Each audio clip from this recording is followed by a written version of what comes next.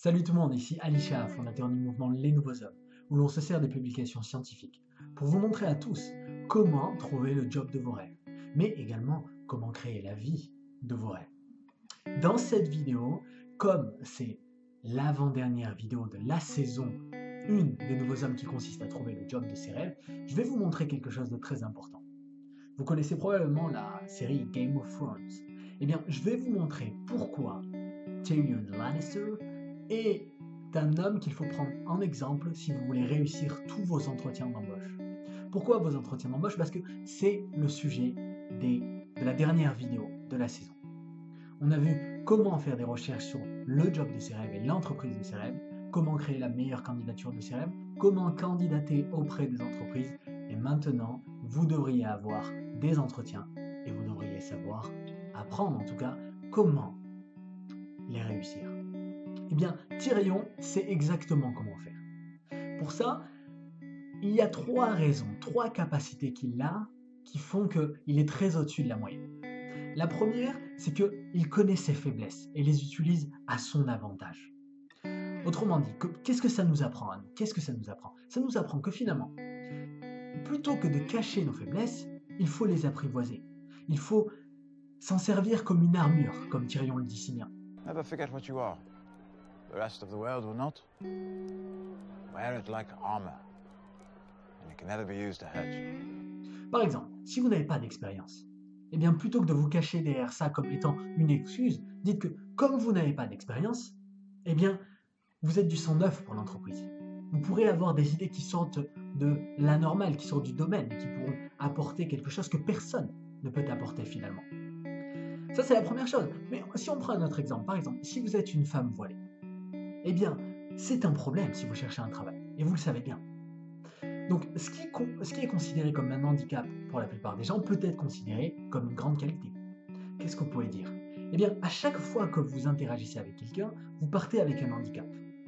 Donc, à force, puisque ça fait longtemps que vous portez le voile, vous avez dû développer des capacités sociales hors du commun pour compenser cet handicap.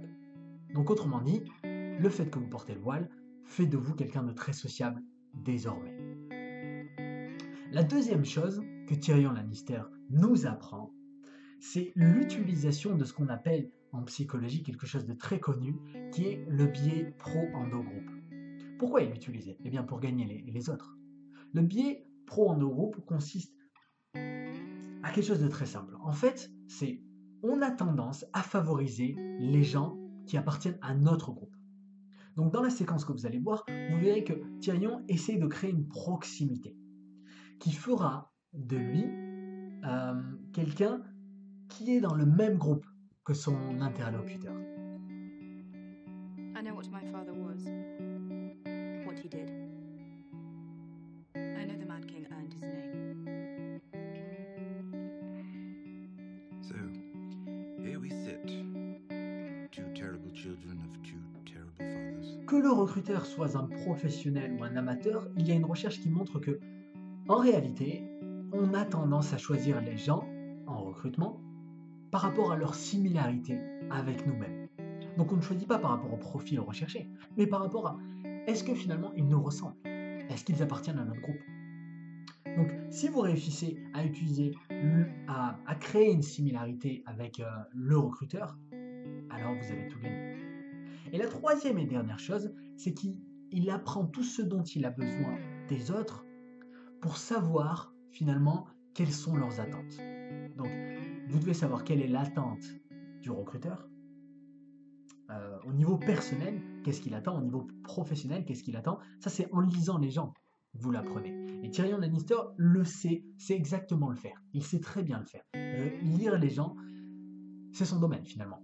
Mais vous devez également savoir ce que le directeur cherche, ce que vos supérieurs recherchent et ce que l'entreprise a besoin. C'est pourquoi je vous avais dit de trouver les problèmes que l'entreprise recherche et de préparer une solution.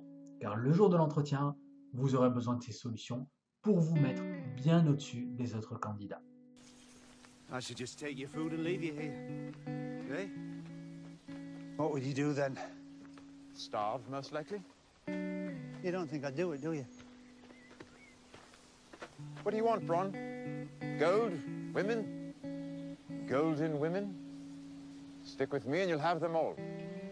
For as long as I'm around and not a moment longer. Donc au final, Tyrion Lannister, qu'est-ce qu'il nous apprend ici? Il nous apprend que lors d'un entretien, il faut venir préparé. Il faut savoir ce que les gens attendent. Mais il faut également faire en sorte que nous ne soyons pas différents de l'entreprise. Donc il faut s'habiller comme eux, il faut parler comme eux, il faut créer une certaine proximité. Mais en plus de ça, il faut faire en sorte de porter ses faiblesses comme des armures. Donc on doit anticiper les questions qui seront posées lors de l'entretien. Si vous faites ces 3 choses, alors vous pourrez réussir facilement tous vos entretiens. Mais de toute manière, la semaine prochaine, dans le dernier épisode de la saison, on va voir ça plus en détail. On va faire en sorte que vous puissiez apprendre tout ce qu'il y a à apprendre pour réussir tous vos entretiens. Donc voilà ce qu'on va faire. Parce que, en plus de ce dernier épisode, je vais aussi annoncer l'ouverture de la grande formation Ikigai. On en parlera, vous verrez, c'est quelque chose de gros.